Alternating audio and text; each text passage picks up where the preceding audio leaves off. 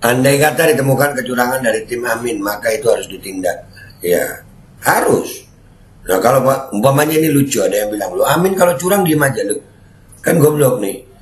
Amin curang, terus Prabowo curang, Ganjar curang, umpamanya tuh. Semuanya curang. Jadi pemilu ini balapan curang apa? Batal lah hasil pemilu. Pemilu mau yang jujur, mau siapapun yang salah. Kita lihat dulu nih liputannya dari Metro TV. Bismillahirrahmanirrahim. Kecurangan pemilu 2024 ada di mana-mana. Berbagai indikasi kecurangan dan pelanggaran pemilu dalam Pilpres 2024 semakin banyak terungkap. Tim Nasional Pemenangan Anies Mohaimin, Timnas Amin mengatakan ada 9 pola kecurangan dalam pemilu kali ini yang diyakini merupakan tindakan terstruktur, masif, dan sistematis. Iyalah, kan dari dalam film di Tripod itu akhirnya terbukti juga. Ini udah dipersiapkan. Kecurangan itu dari sebelum pemilu, saat pemilu, dan sesudah pemilu. Anggota Dewan Pakar Timnas Amin, Bambang Wijoyanto mengatakan pelanggaran pemilu yang terjadi membuat klaim kemenangan yang digaungkan menjadi tidak valid. Sebab kuantitas yang dirumuskan tidak berbasis pada kualitas. Kuantitas itu tidak berbasis pada kualitas penyelenggaraan pemilu. Sehingga klaim kemenangan itu menjadi tidak valid karena kuantitas yang dirumuskan itu tidak berbasis pada kualitas penyelenggaraan pemilu yang diatur oleh undang-undang itu. Jadi gini, gua sederhanakan bahasanya Pak Bambang nih. Jadi ya, angka-angka yang muncul di quick count, di penggelembungan suara KPU, itu dihasilkan, walaupun angkanya tinggi, ya, tapi itu dihasilkan dari dugaan-dugaan kecurangan. Pemilu nggak bersih pemilu kali ini. Banyak, udah nggak pakai dugaan, udah banyak soalnya. Udah banyak, bukti-bukti udah banyak. Jadi pemilu kali ini nih harus pemungutan suara ulang kayaknya. Karena apa? Ada kecurangan di mana-mana. Jadi nggak ada kualitasnya pemilu kali ini. Angka segitu banyaknya dari mana tuh angka? Ada satu TPS bisa sampai 500.000, ada 800.000, ada yang ribuan, ada yang ratusan. Padahal TPS maksimal cuma 300. Kita, aduh, benar, lanjut. Yang lebih menyedihkan lagi sebenarnya, legalitas yang dihasilkan itu sama sekali tidak mempunyai dasar legitimasi. Mas SS, Mas Sudirman tadi mengatakan seperti itu.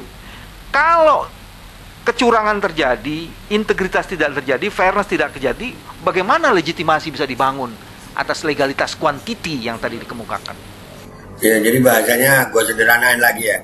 Gimana adanya pengakuan dari masyarakat, pengakuan dari para peserta pemilu, pengakuan dari rakyat yang masa depannya digantungkan dalam pemilu, itu bisa ada terhadap kemenangan salah satu paslon kalau kecurangan yang tampak itu sebegitu banyaknya.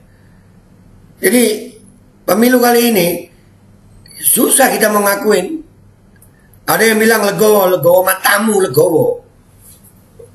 Curang di mana-mana kok legowo. Legowo ndasmu legowo. Ya, rumah lu dimaling lu diem aja, tai lah. Kalau rumah kita dimaling aja dengan barang-barang yang ada, ini rumah kita marah, kita gebukin tuh maling, apalagi kecurangan pemilu. Jadi kalau ada yang bilang legowo ndasmu legowo.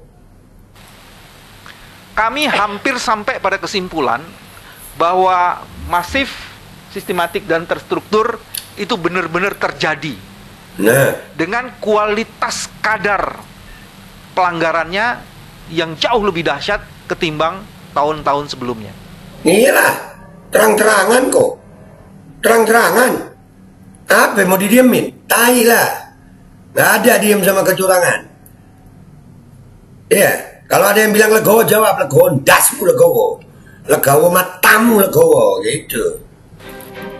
Tim Pemenangan Nasional Ganjar Mahfud juga mengungkapkan adanya rekayasa pemilu yang sistematis dari hulu ke hilir.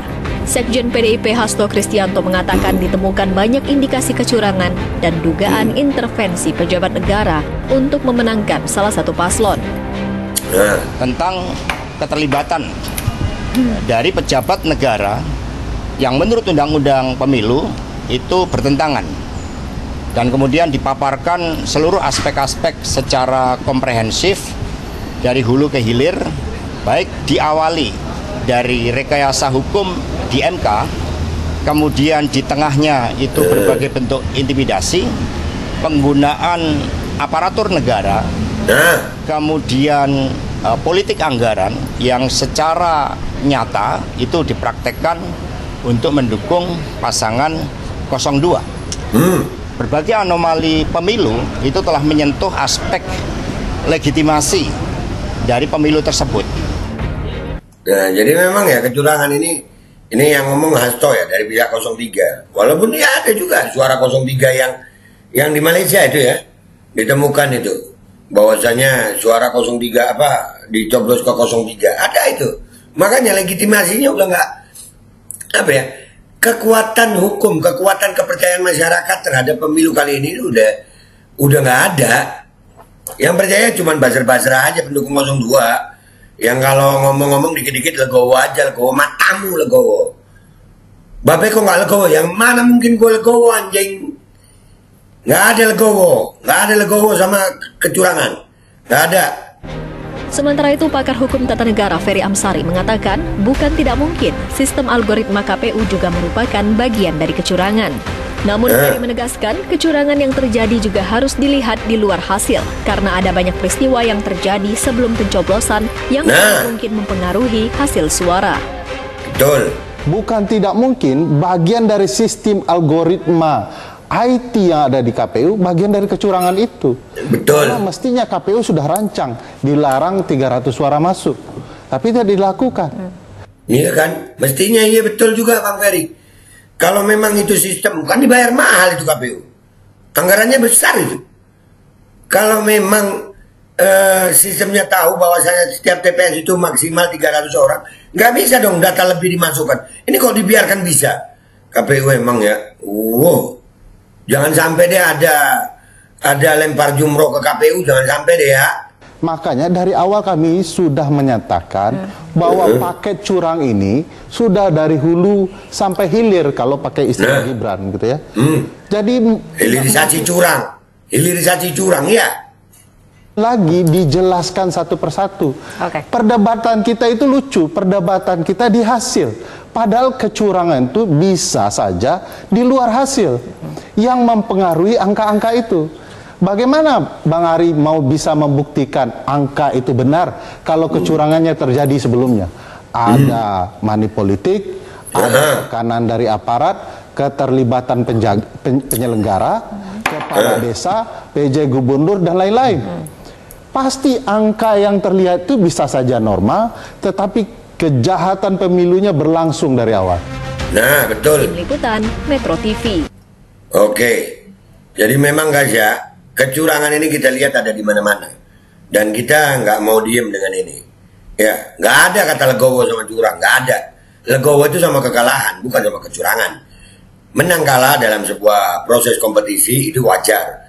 Tapi tidak mungkin ada kata legowo, tidak mungkin ada kata nerimo terhadap kecurangan yang jelas-jelas sudah di mana-mana. Bukan cuma gue yang ngomong, banyak pihak yang ngomong. Jadi sekali lagi, pemilu kali ini kalau ada yang bilang legowo aja menerima kemenangan Solo satu putaran, legowo dasmu, legowo matamu, gitu guys. Gua minta maaf kalau ada salah, sampai jumpa di konten gua berikutnya. Bila taufiq wal hidayah, wassalamualaikum warahmatullahi wabarakatuh.